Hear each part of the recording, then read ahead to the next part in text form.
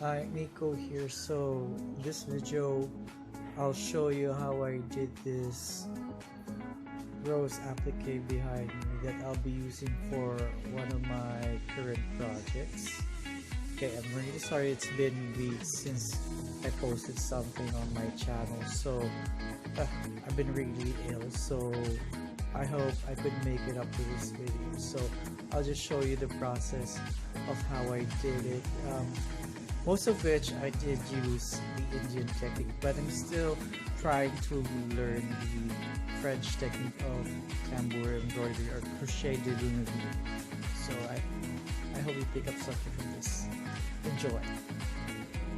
Okay, so the first thing I did was I made sketches for my appliques and then transferred them on tracing paper, then transferred them on my fabric, which is American tulle if you're in the Philippines. So now you can see I'm thread painting or filling up the leaf design or the other side of the leaf design with my threads. So I'm using two different kinds of threads. There's the normal polyester thread or the common sewing thread, and the embroidery thread or viscose thread, which is this finer strand into it, and it has this certain silky like sheen. So I'm using 3 colors on this particular leaf to give it a more interesting effect, but they're all in colors of green. So just doing this staggeredly as much as possible. Your stitches should really stick together.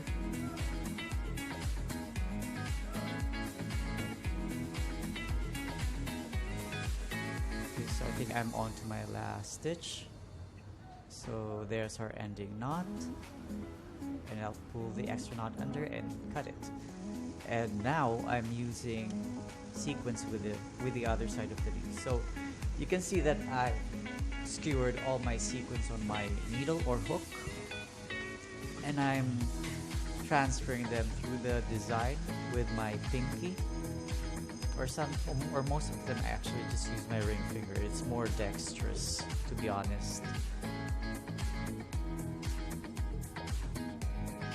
Okay, the good thing about this kind of technique is that you see the design directly on its surface. But the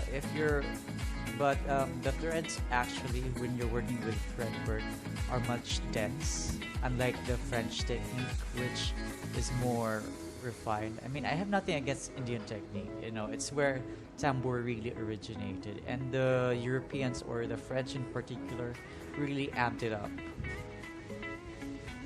So now I'm using the bugle beads to add it to the veins, and here you can see I'm actually stitching in the sequence. Now I'm using the French technique, or in France they call it the crochet de Luneville, or sometimes they just simply call it Luneville. So the difference is that unlike the Ari embroidery, where the beads and sequins are skewered on the hook, this one is that the beads and sequins are actually threaded and they're worked under, so you're working blindly with this kind of technique. Okay, so the way I filled out this petal is that since I'm using or doing rows of sequins that are rhythmically lined up together. Okay, the way I'm doing this is that on the first stitch I fill up downwards the space with sequins going downwards. Okay, so I got it. So after that I make a pointing stitch, or a pivoting stitch, I think that's what it's called. Then extend a short line of stitch, maybe just a millimeter, then start with another line of stitch going up, then going over the C-bead foundation, and I'll cover those stitches with sequins going down. So it's just overlapping. I'm just overlapping those previous stitches with my sequins so that they'll be invisible or inconspicuous. I hope I pronounced that right. Well, anyway, so I'll just keep on doing this until I fill up the petal. So to be honest with you, I'm still quite slow with this technique, especially with the sequins, especially with a really tiny sequins. My god, particularly the 3mm or 3mm sequins, which is a bit difficult to work with since they're excruciatingly tiny.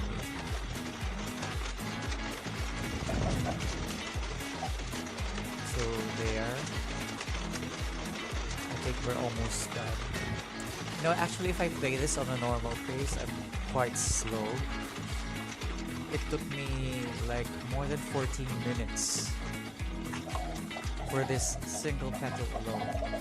But that's okay, you know, we're all just starting. And then everything I do with my embroidery projects is all by trial and error, since no one really teaches me with this, and I'm, you know, mostly self-study.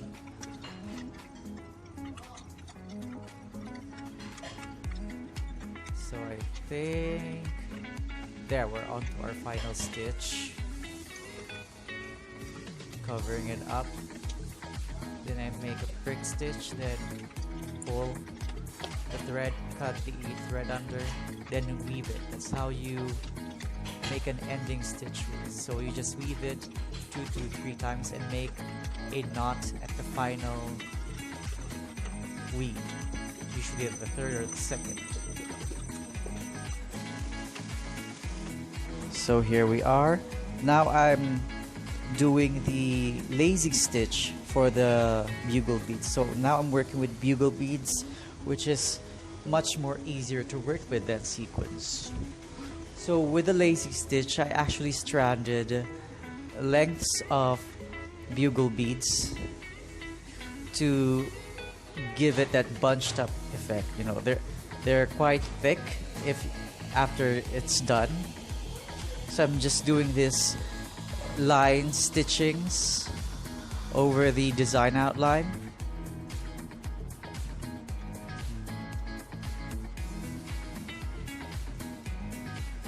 Okay, I'm gonna keep on doing this until everything's filled up.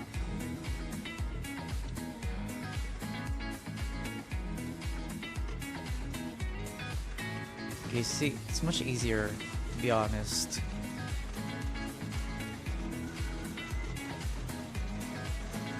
Okay, the way to do this is you make a horizontal stitch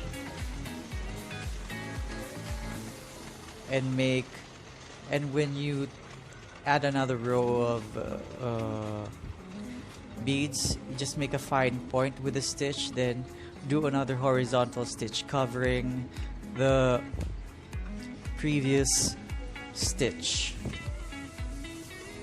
I hope I'm saying that right. Well, anyway, you'll just see that right after, and you'll get my point.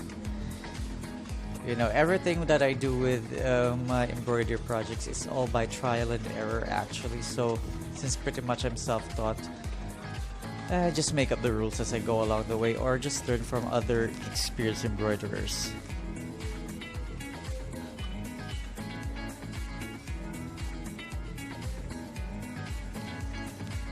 Okay, I think we're almost done.